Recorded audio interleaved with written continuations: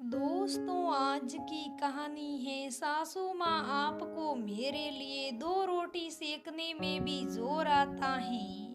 चलो दोस्तों, कहानी को शुरू करते हैं। रीतु घर की तरफ जल्दी जल्दी कदम बढ़ा रही थी। उसे पक्का विश्वास था कि आज तो उसे डांट पड़ेगी ही, क्योंकि ट्रैफिक के कारण आज वह लेट हो गई थी। साथ ही सिर भी दर्द से फटा जा रहा था। ऑफिस से घर आई तो देखा सूजी और देवर अतीश टीवी देख रहे हैं। सासू जी और ननंद नेहा बड़बड़ करती हुई खाना खा रही हैं।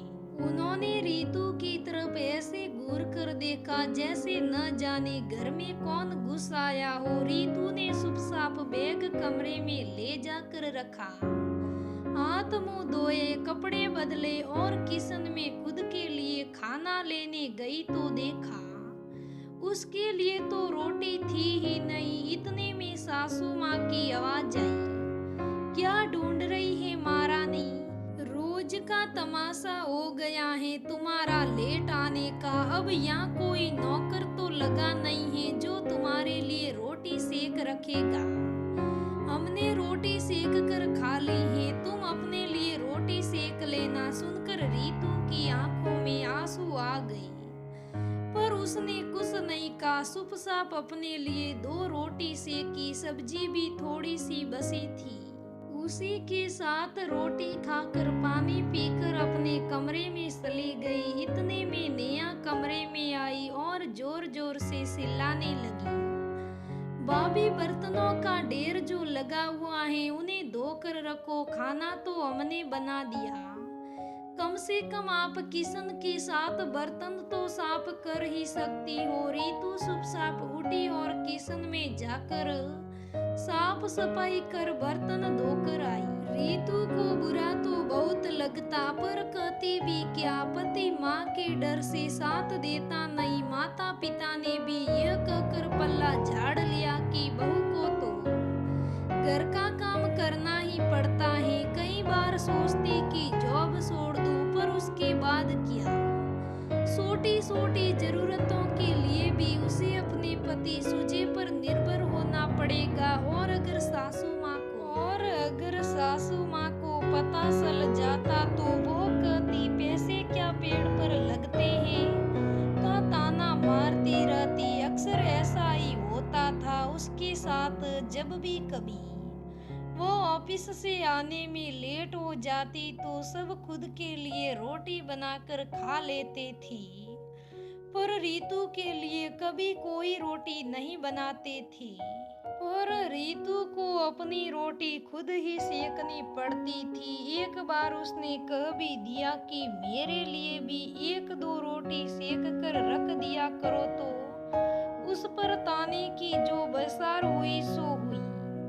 उसके माता पिता को भी ससुराल बुला लिया गया। उसके बाद से रीतु ने तो कान ही पकड़ लिए।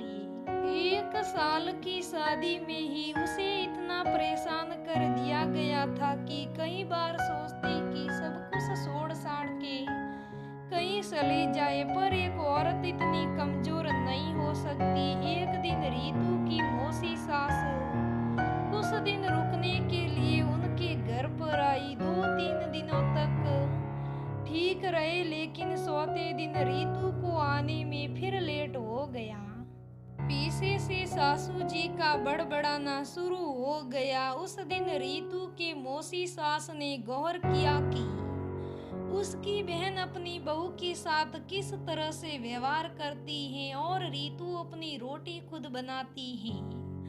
जब दूसरे दिन रीतु किचन में काम कर रही थी, उस समय मौसी जी उसके पास आई। मैं तुमसे बात करना चाहती हूँ। बेटा, तुम ये सब बर्दाश्त क्यों करती हो? मैं समझी नहीं मौसी जी, आप क्या कहना चाहती हो? देखो बेटा, तुम आज के जमाने की नारी हो, अपनी लड़ाई खुद लड़नी पड़ती है। कब तक ये सब बर्दाश्त करती रहोगी? जब तुमको ये लोग घर का सदस्य ही नहीं मानते तो तुम किसके लिए ये सब करती हो? अपने आप से चैलेंज क्यों नहीं लेती? बाकी तुम खुद समझदार हो। रीतू को मौसी जी की बात समझ में आ गई। सूजी और अतीश नाश्ता करके टिफिन लेकर ऑफिस जा चुके थे तो उसने खुद का टिफिन बनाया और ऑफिस चलती बनी। रीतू के ऑफिस जाने के बाद जब सासू माँ और नेहा किचन में आई तो देखा तो खाना तैयारी नहीं है। दोनों माँ बेटी ने बड़बड़ करते हुए अपने लिए पोहे तैयार किए और मौसी जी के साथ नाश्ता करने बैठी। देखो तुमने कैसे अपना टिफिन बनाकर चली गई, देखा आपने? जैसे घर में पीछे कोई रहता ही नहीं। किस्मत ही खराब है मेरी तो। हाँ मौसी देखो, शर्म भी नहीं आती। यहाँ सास और ननंद भूखी बैठी हैं और वह टिफिन लेके चलती बनी। अरे तो अपने पति और देवर को तो बनाकर खिलाकर गई ना, और खुद का खाना भी खुद ही बनाकर गई है। फिर क्यों परेशानी हो रही है तुम दोनों को? क्या हम लोग उसके कुछ नहीं लगते? बहू है आखिर, वो हमारी है। अच्छा वही बहू जिसके लिए 2 रोटी सेकने में भी तुम लोगों को शर्म आती है।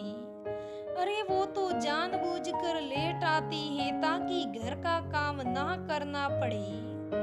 अच्छा तो तुम लोग भी तो जानबूझकर उसकी 2 रोटी नहीं सेकते। आज शायद बहू को समझ में आ गया कि जब मेरे हिस्से की 2 रोटी मुझे ही सेकनी पड़ती है तो मैं दूसरों की रोटी क्यों सेकूं?